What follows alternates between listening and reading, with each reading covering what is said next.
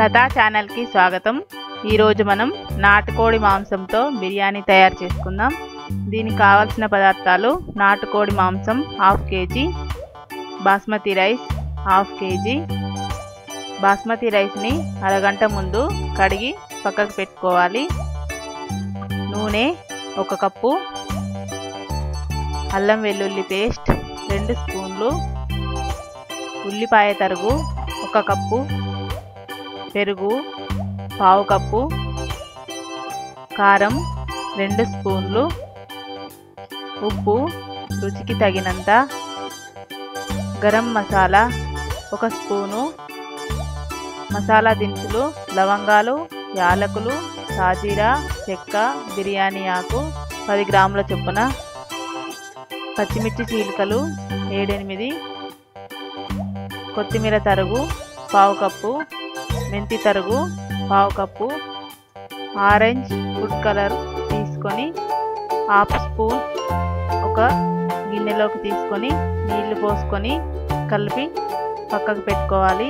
ఇప్పుడు ముందుగా చికెన్ని తీసుకొని అందులో 1 స్పూన్ అల్లం, 2 స్పూన్ల కారం వేసుకోవాలి.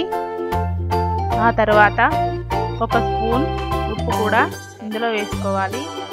ఇంకా గరం మసాలా 1 స్పూన్ వేసుకోవాలి. ఆ తర్వాత పసుపు కూడా 1 స్పూన్ ఇందులో వేసుకోవాలి. ఆ తర్వాత కొద్దిగా ఆయిల్ కూడా ఇందులో వేసుకోవాలి. వేసుకున్న తర్వాత 1/2 కప్పు పెరుగు కూడా ఇందులో వేసుకొని మసాలా అంతా ముక్కలకు పట్టేలాగా బాగా కలుపుకోవాలి. కలుపుకున్న తర్వాత 1 గంట పాటు పక్కకి పెట్టుకోవాలి. ఇప్పుడు స్టవ్ పై ఒక మందపాటి గిన్నె పెట్టుకోవాలి.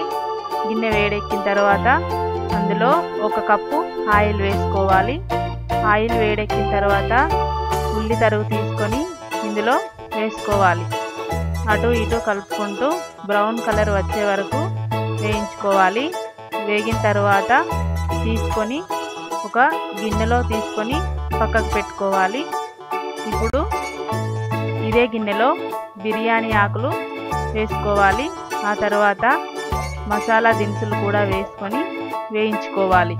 వేగిన తర్వాత పచ్చిమిర్చి చీలికలు వేసుకోవాలి. అవి కూడా వేగిన తర్వాత 1/2 కప్పు పుదీనా వేసుకోవాలి. ఇంకా కొద్దిగా మెంతి తరుగు వేసుకోవాలి. ఇవి రెండు బాగా ఫ్రై అయ్యేలా ఒకసారి కలుపుకోవాలి. కలుపుకున్న తర్వాత ఇప్పుడు 1/2 కప్పు ఉల్లి తరుగు వేసుకొని బాగా కలుపుకోవాలి. కలుపుకున్న తర్వాత మసాలా పట్టి పక్కకు పెట్టుకున్న కోడి మాంసాన్ని ఇందులో వేసుకోవాలి. కోడి మాంసం వేసుకున్న తర్వాత మరొకసారి బాగా కలుపుకోవాలి. కలుపుకున్న తర్వాత ఇప్పుడు మూత పెట్టుకొని ఒక 10 నిమిషాల పాటు ఉడికించుకోవాలి. కోడి మాంసంలోని నీరంతా ఎగిరిపోయే వరకు ఉడికించుకొని ఒకసారి కలుపుకున్న తర్వాత అరగంట ముందు నానబెట్టి పెట్టుకున్న బాస్మతి రైస్ను ఇందులో వేసుకోవాలి.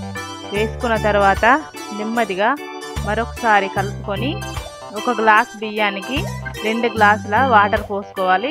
కొద్దిగా తక్కువగా పోసుకున్నా పర్లేదు, పొడి పొడిగా ఉంటుంది. ఆ తర్వాత 1 స్పూన్ ఉప్పు వేసుకోవాలి.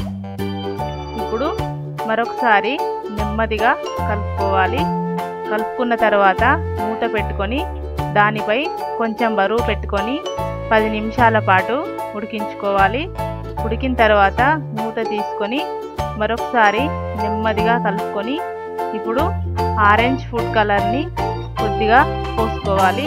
ఇంకా 1 స్పూన్ నెయ్యి కూడా ఇందులో వేసుకోవాలి. వేసుకున్న తర్వాత చివరగా కొత్తిమీర తరుగు చల్లుకోవాలి. ఇంకా పుదీనా తరుగుని కూడా ఇందులో వేసుకొని మరొకసారి మూత పెట్టుకొని సిమ్లో పెట్టుకొని 2 నిమిషాల పాటు దమ్ చేసుకోవాలి. 2 నిమిషాలు దమ్ అయిన తర్వాత మూత తీసుకొని ఒక ప్లేట్ తీసుకొని అందులోకి కోడి మాంసం బిర్యానీ వేసుకోవాలి.